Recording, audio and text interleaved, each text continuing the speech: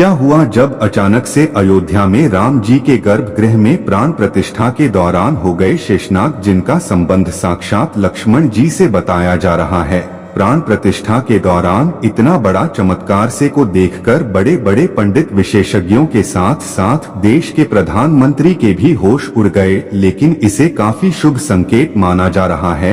इसके पीछे की सच्चाई जानकर आपके भी होश उड़ जाएंगे। अगर आप एक सच्चे सनातनी हैं, तो इस वीडियो को लाइक, और आप भी राम मंदिर बनने से बेहद खुश हैं, तो कमेंट बॉक्स में जय श्री राम जरूर लिखें। और पूरी सच्चाई जानने के लिए वीडियो को अंत तक देखते रहे हैं। अयोध्या इतिहास रचने के बहुत करीब है, जिस दिन का सभी सनातनियों को बरसों से इंतजार था। आखिरकार वो दिन आ ही गया। अयोध्या में बन रहे भव्य राम मंदिर में प्रभु ने विराजमान अपने भक्तों को दर्शन दे दिए। प्राण प्रतिष्ठा से पूर्व ही अस्थायी गर्भगृह में रामलला के दर्शन बंद कर दिए गए। 23 जनवरी से दोबारा दर्शन आरंभ, जब रामलला को नव निर्मित राम मंदिर के गर्भगृह में स्थानांतरित किया जाएगा। इस आंदोलन की आंच में पूरा देश झुलसा था। एंकरों ने सीने पर पुलियां खाई तो हजारों ने अपना पानी की तरह बाहर। बात हो रही है रामचंद्र यानी अयोध्या में जो 22 जनवरी को राम मंदिर की प्राण प्रतिष्ठा, उसमें पूरी दुनिया को भगवान राम के अस्तित्व से रूबरू कराया। इस कार्यक्रम के लिए 7000 से ज्यादा वीवीआईपी और वीआईपी न्योता दिया गया है। लेकिन जब 22 जनवरी को विशेष ज्योतिषाचार्य की उपस्थिति में प्रधानमंत्री नरेंद्र मोदी द्वारा प्राण प्रतिष्ठा का कार्यक्रम किया जाना था, उसी दौरान जो बड़ा चमत्कार हुआ उसकी जानकारी आगे देंगे। आपको देने वाली सच्चाई सुनकर आपके भी रोंगटे खड़े हो जाएंगे। जितना राम मंदिर निर्माण की चर्चा हो रही है, उससे ज्यादा प्राण प्रतिष्ठा को लेकर भी हो रही है। जब नरेंद्र मोदी जजमान प्राण प्रतिष्ठा की तैयारी करने पहुंचे, जब भूमकाल रखते हैं। दूसरी घटना है, सेना ने मिल जाएगा चारों भाइयों के साथ रामलला की छोटी प्रतिमा और 5 फुट की बालक स्वरूप रामलला की बड़ी प्रतिमा गर्भगृह में स्थापित की गई। सबसे पहले तो प्राण प्रतिष्ठा में जितने भी हमारे यहाँ देवता हैं, नवग्रह है और जितनी राशियां हैं, सभी को शांति करने के लिए अर्चना, यह सब करने के बाद में मूर्ति के शुद्धिकरण किया और मंत्र जाप शुरू किया गया। मंत्र काफी वैदिक मंत्रों में ऐसी शक्ति होती है, किसी भी मूर्ति के अंदर ब्रांड नाम सकते हैं। लेकिन जब प्राण प्रतिष्ठा का कार्यक्रम चल रहा था, इस दौरान वहां पर एक ऐसा चमत्कार हुआ जिसे देखकर सभी पंडितों और वहां खड़े सभी लोगों के होश उड़ गए हैं। गर्भगृह में प्रभु श्री राम की पूर्ति में चरणों के पीछे से अचानक सांप का एक छोटा बच्चा बाहर निकल आया, जिसे देखने के बाद सभी लोगों का यही मानना था स्वयं शेषनाग में प्राण प्रतिष्ठा के इस कार्यक्रम में होते हैं। सभी लोगों ने उन्हें प्रणाम किया और सुरक्षित तरीके से बाहर मंदिर परिसर के बाहर छोड़ दिया गया। इन सबके मन में यही सवाल था, गर्भगृह बहुत सुरक्षित है, चारों तरफ से अंदर किसी जीव जंतु के आने की कोई संभावना नहीं है, तो सांप को, छोटा सा सांप का बच्चा पूर्ति के पैरों में आखिर कहां से आया था? क्या वह वहां पर चमत्कारी रूप से प्रकट हुआ था? इसके बाद इस चमत्कार को शुभ संकेत मानकर स्वयं लक्ष्मण जी की वहां पर उपस्थित मानकर पुनः प्राण प्रतिष्ठा का कार्यक्रम शुरू किया गया। अब सबको इंतजार था 84 सेकेंड का।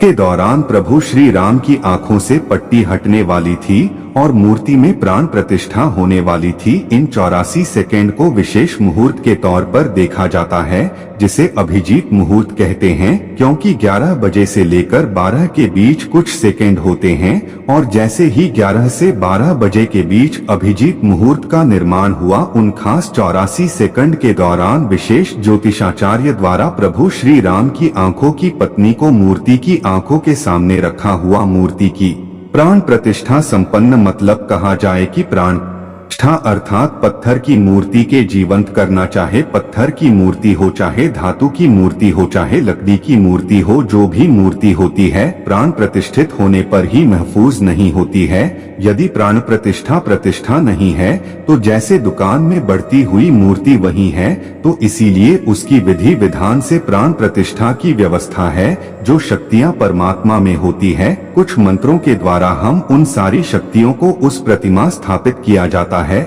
जिससे लोग दर्शन करने के बाद और लाभ उठाते हैं और उन जिन जिन भावना के साथ उनका दर्शन करते उनका कल्याण होता है।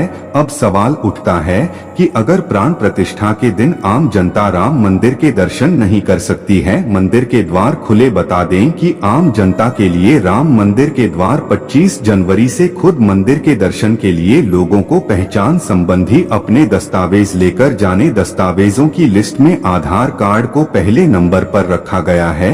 इसके अलावा देश भर में संघ के 45 प्रांतों में रहने वालों को भी राम मंदिर दर्शन का न्योता भेजा गया है। इसके तहत रोजाना 25,000 लोग 45 दिन तक अल्लाह के दर्शन करें। जिनके ठहरने और खाने भी नहीं की व्यवस्था राम मंदिर ट्रस्ट दें कि इनमें वे लोग शामिल होंगे जिन्होंने राम मंदिर आंदोलन में हिस्सा लिया था या जिन्होंने राम मंदिर धन संग्रह में कंधे से कंधा मिलाकर साथ दिया था। अब हम आपको अयोध्या में बने इस राम मंदिर की कुछ ऐसी हैरान करने वाली विशेषताएं बताएंगे जिसके बारे में आपको भी नहीं पता होगा।